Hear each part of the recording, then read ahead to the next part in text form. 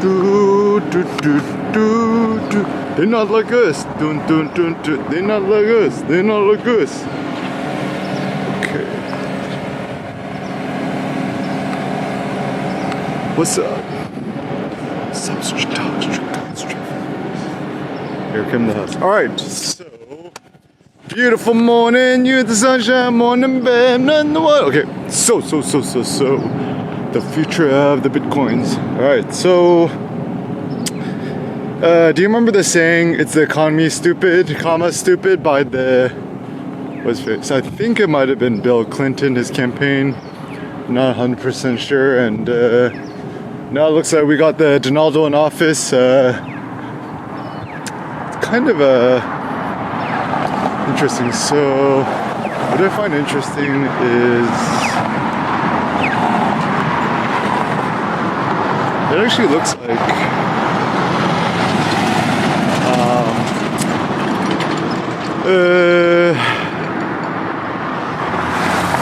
I mean, I guess the good thing about being into Bitcoin and doing a lot of studying is I kind of I mean, I didn't have 100% certainty, but at the same time, you know, the fact of the matter was Donald Trump was definitely the world's first super pro Bitcoin president, right?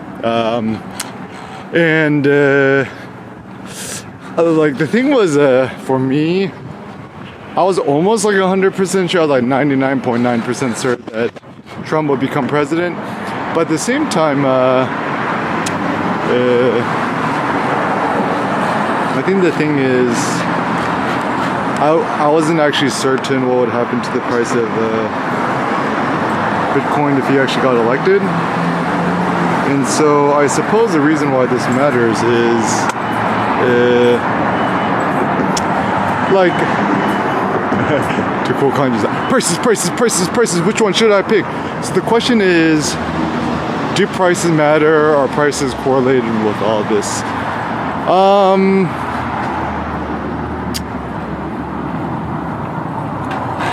I mean, certainly prices indicate something, but at the same time, we shouldn't get too hoodwinked by prices too much, insofar much as like long-term prices versus short-term prices obviously can be very different. I think it's more important to stick to the big principles. So yeah, I think Bitcoin is just going to keep hockey sticking from here.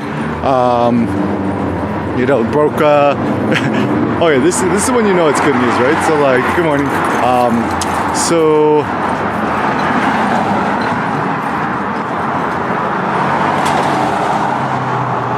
Once Trump got elected, apparently my brother-in-law told my Cindy's mom that like Bitcoin went up 8%, and then Cindy's mom said to Cindy and me this day, she's like, "Good job." It's funny because like when you have a prediction, you go all in and you're quote quote right or vindicated, it's a little bit anticlimactic. People are like, okay, good job. And I'm like, cool, right? But if it goes down, they're like, haha, I told you so, right? But it doesn't matter. So, what's up, Chief? As a consequence, okay, so yeah, MicroStrategy,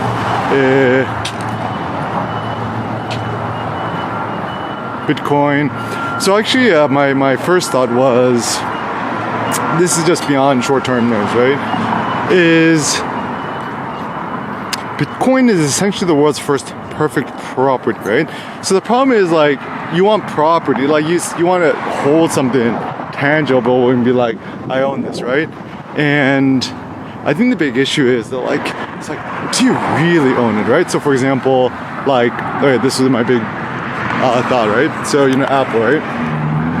This multi-trillion-dollar company, right? So my interesting thought and takeaway was, actually, you never own an iPhone or an iPhone Pro or whatever. You're just leasing it essentially from the Apple Corporation. So even if you pay it all in cash, like $1,500 an iPhone, right? because you're still dependent on iCloud services, blah blah. And then there's also the factor that like at least every 6 years you're probably gonna have to upgrade your iPhone, right? Even if you get the most maxed out iPhone Pro Max with that maximum storage, probably in 6 to 7 years you'll want to get a new one, probably, even if you're very sparing.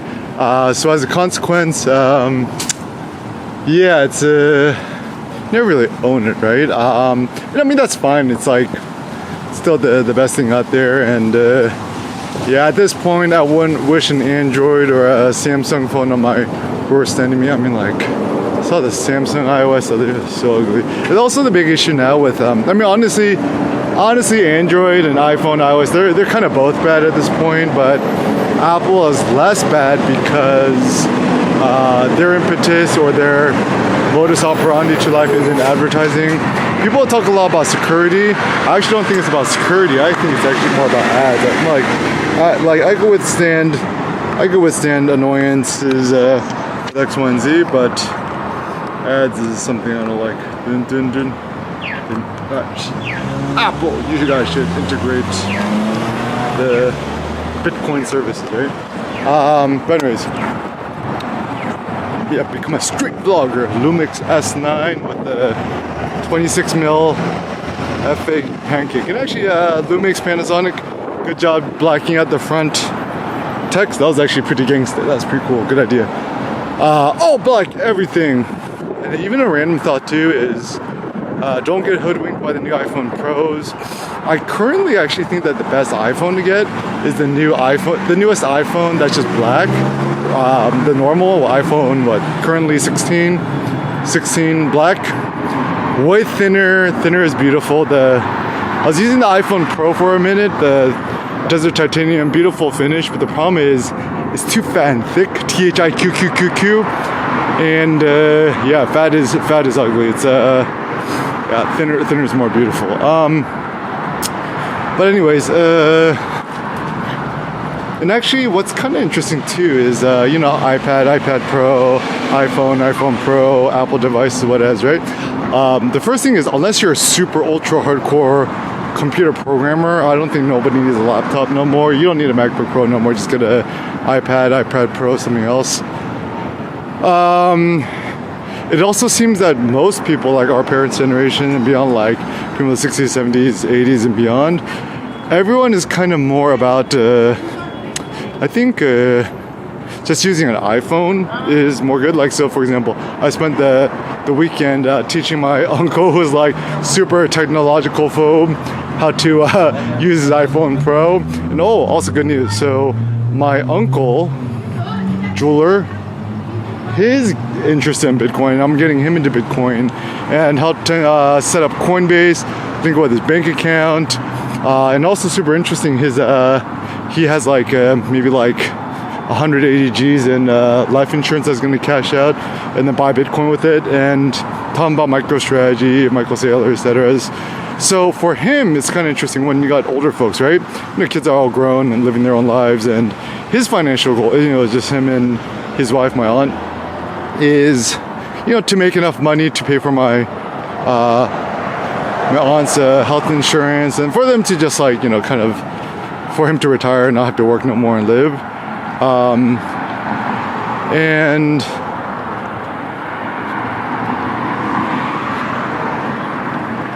like, it's so funny because I've been listening to so many Michael Saylor interviews, and you know, him battling Frank Gustra, the epic Bitcoin versus gold debate and stuff like that.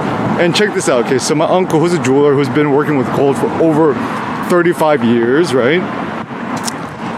He's wanting to buy Bitcoin. I'm like, come on, guys, like, dude, this is so obvious, right? So obvious. And the strategy I told him, especially if he wants gains, like you know, let's say his the health insurance is like $4,000 a month, right? For his spouse, right? Then as a consequence, what that then means is, if you want short-term financial gains, actually, the best strategy is to just buy and purchase MicroStrategy stock because it's levered long Bitcoins. Like Michael Saylor strategy is like, what's better than Bitcoin? ... More Bitcoin. So it's like 150. So MicroStrategy, the way it's set up, it's essentially 150% Bitcoin. The way they're able to do that is leverage the capital markets, like big corporation, 30 years under the belt. They could go knocking on doors and borrow $1 billion at 0.9% interest rates. You as a private individual cannot, but you could purchase MicroStrategy stock, MSTR. And so what you do is you just, buy the MicroStrategy stock, just write it up, and then whenever it's up, and then you gotta pay the bills or something. Just shave off some off the top. It's like the chia pet chia, right? And then the hair grows up. Just shave off a little bit off the top, and then use that to make your grass smoothies or whatever, right? Or you're doing kefir, take some of the cream off top, and then use that to drink or eat. Or even like a fleece, right? Like if you have a bunch of like merino wools, right? Let them grow out the little wool, shave off some of the thing, and then you turn the into product, and then you let the rest of it sell. So that seems like kind of an interesting strategy.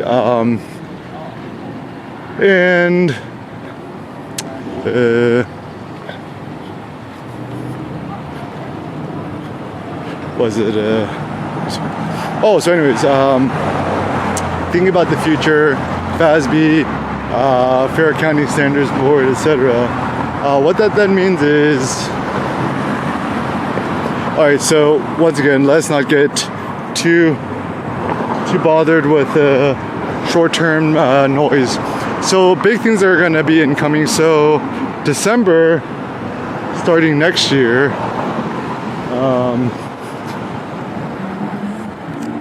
This upcoming year in December, there's apparently rumors that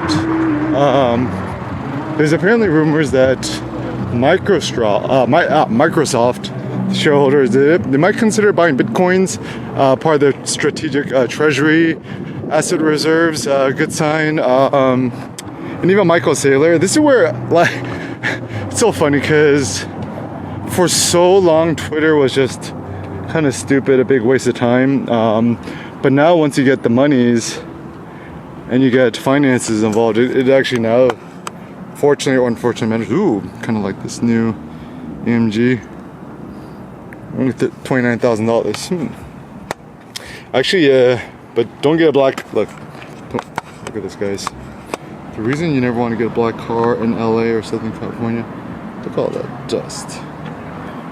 Even in a short period of time, even though it's AMG is gangsta. I love the Mercedes AMGs, but I don't wish a black car even on my worst enemy, unless you want to clean your car for a living, right? So anyways, so that's a big thing. Twitter. Actually, man, in hindsight today, double the freaking Elon Musk's an effing genius. I think the fact that he strategically purchased Twitter before the elections and blah blah, right, and had enough foresight to predict this. Looks like these big tech companies and tech monopolies are actually like more important than money, because once you let the bird out on Twitter and don't censor people's speech or free speech, looks like it could definitely, like, had Twitter still been owned by Jack Dorsey or the typical board or whatever, no way in hell would I mean, Trump might have still been elected, but who knows, right?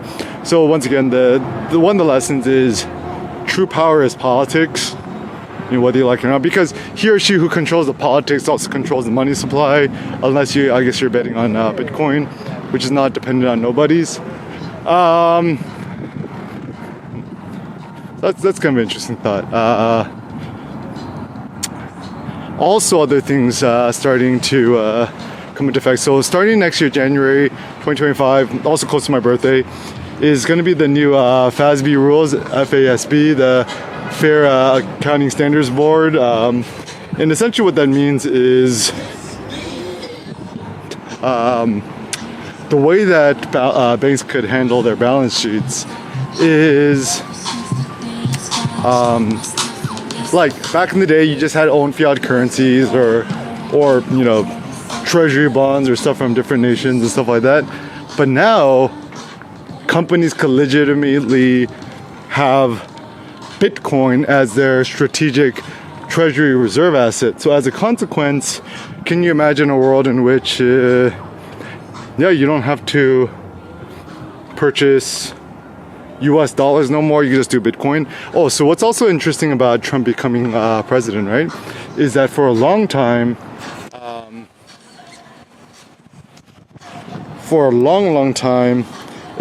I think people thought that the US dollar, and they thought that Bitcoin was actually antonyms, like they're kind of enemies to one another. But actually, I think what this kind of then means is that Bitcoins, they're essentially like best friends, because what that then means is Bitcoiners will start to appreciate the US dollar more, because with the US dollars, it's actually going to be backed by the US dollar, which is pretty exciting.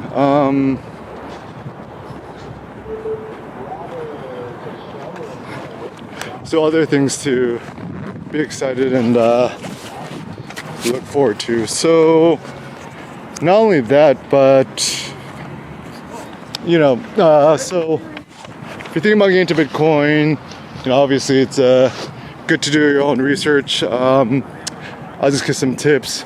Watch the recording of what Donald Trump said at the Bitcoin 2024 conference in what was it, Nashville, Tennessee, I think. One of those places, Kentucky, I forget. And how he's talking about building a Bitcoin strategic reserve team. And I don't know, I think it's okay, so things out the gate. Donald Trump is obviously a terrible person, sexist, misogynist, what is, right? But, you know, he is probably the most astute business person of all time.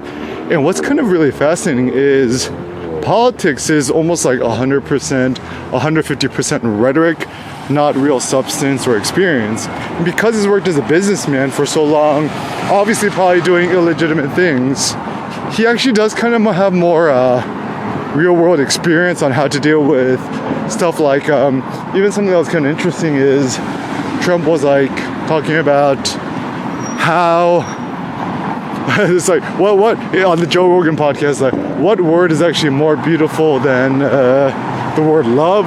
It's like tariff. It's like you threaten the Chinese with 2,000% tariffs, they're gonna go running away with the tail in between the legs. And I don't know, like obviously Donald Trump is not a good role model, but I don't know. I think one of the really hard things about politics and everything like that in life is, the nice guys aren't the ones who get rewarded. Good morning. So the nice guys aren't the ones who get rewarded. And for better or worse, I mean, fucking c'est la vie, right?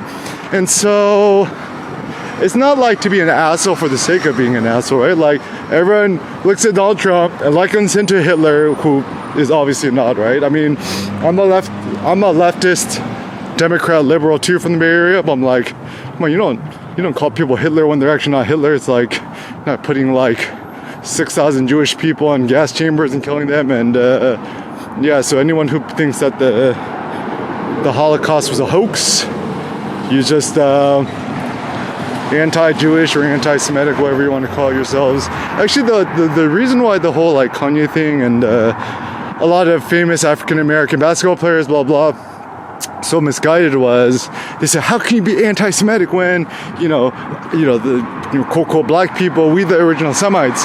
And there's actually wisdom to that. So Ethiopia, I mean, there's also theories that Jewish people, the first people who went to Egypt, they're from Ethiopia. It kind of makes sense. I mean, Egypt's right there, right? There's even apparently a group of Jewish people from Ethiopia that obviously look quote black. They call it Beta Israel. And alright, let's let the show continue, okay? So, well, anyway, so back on the future of Bitcoin. So, I think kind of the best way to think about things, right? So very, very simple. If you want to make monies in the short term, like 1 to 3 to 5 years, it's just better to just buy MicroStrategy stock, MSTR. The reason is it's essentially 150% levered long Bitcoin, which means you're going to get superior returns over the same period. Now, the downside is that it's more volatile and it's more risky because it's a security. Michael Saylor, we all trust him, we all love him, we all trust him, and he is the GOAT. To me, he's like the Steve Jobs of Bitcoin or money, Saylor, long Saylor. But like, let's say one day Saylor, I don't know, gets assassinated, or you know, trips on a banana peel, hits his head, and now he's senile, he loses his mind, whatever, right? Then like, you know, it's probably not going to be as good. I mean, he put down the strategic 3-year plan, so it's probably gonna be fine. The magic number 42. So what's the secret to the universe? The world, life, everything? Easy, 42. The simple numbers, right? So anyways, as a consequence, securities, it's interesting. So also the reason why I like Michael Saylor, I trust him and stuff like that, is I almost watched for the last year, I almost watched every single Michael Saylor interview, read his book, The Mobile Wave, watched all the What is Money series with Robert Breedlove, etc. And for almost 4 years, he never mentioned his company once. And the reason why I think this, I think the reason why this is quite meaningful is that, you know, even when he's talking with Peter Diamandis at his X conference or whatever, like there's a random dude who pulls up in the crowd, they're like, Peter, it's like, you know, Michael, you know, thank you for making me a bunch of money, but why should I already buy Bitcoin? Because I already invest in MicroStrategy stock, and now you helped me make a bunch of money, why should I invest in Bitcoin? And Michael Saylor, rather than be like, yo, thank you for investing in my stock or my company, he's like, look, I'm not here to, he like kind of dismissed it. He's like, look, I'm not here to like, I'm not here to promote my company, guys. I'm here to promote Bitcoin. And I don't know, I think it's kind of cool because you never really see this kind of, you never kind of see this situation or a future in which, yeah, like, okay, if anything, this is kind of the more honest approach, is that you love the thing, which is Bitcoin. You create a company, which is 150% Bitcoin. I'm like, come on, like that's true ball, that's soul in the game, right? And it's kind of like a win-win scenario where you're like killing 10 birds with one stone, because you're helping Bitcoin, you're promoting Bitcoin, you're spreading Bitcoin for corporations. Saylor and MicroStrategy, they're doing the Bitcoin for corporations next year, May in Orlando, 2025. And so, you know, like crystal ball, right? Definitely in the next 5 to 10 years, you're going to see a lot more companies like Apple, Amazon, Facebook, Google, etc. Strategically buying up Bitcoin as a strategic reserve assets, because I mean, if I was Apple, right, you don't want to be dependent on a country, right? You want to be like country independent. So Bitcoin is interesting because it is kind of money which is not dependent on something. Here's looking good. So as a consequence, yeah,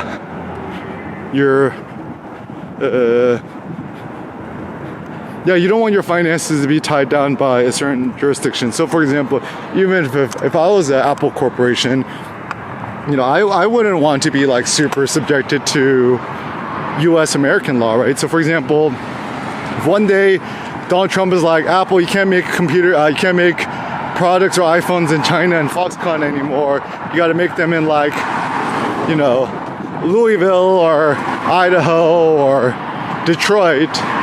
You know, Apple's probably gonna they're probably gonna want to say toodaloo and go F off to some other company or place or Ireland or something to avoid taxes. And also, like, you know, companies, people are not stupid, right? Like, everyone knows that Bitcoin's going to be the new dominant internet monetary network and digital property, right?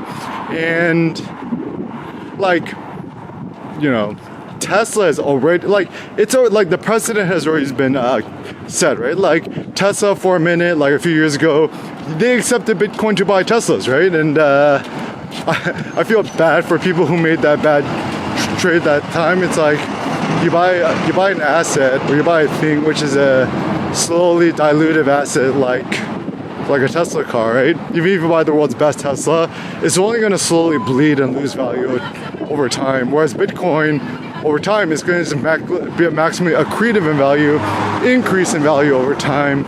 So then the obvious strategy is... That looks beautiful. I love it. So as a consequence,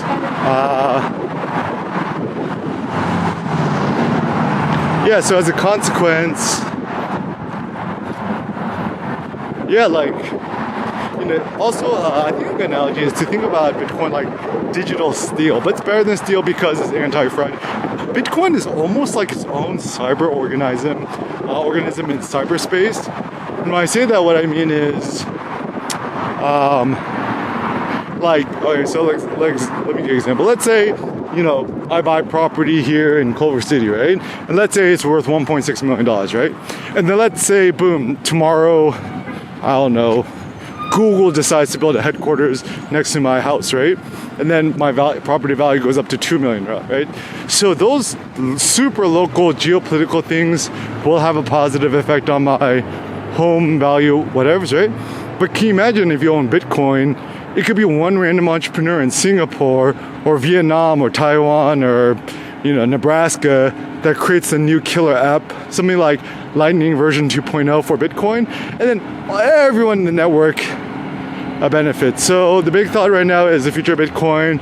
First, true digital property. Think about property rights, what it means to own property, the philosophy of that, etc. And also, if you want value, buy Bitcoin, not physical property.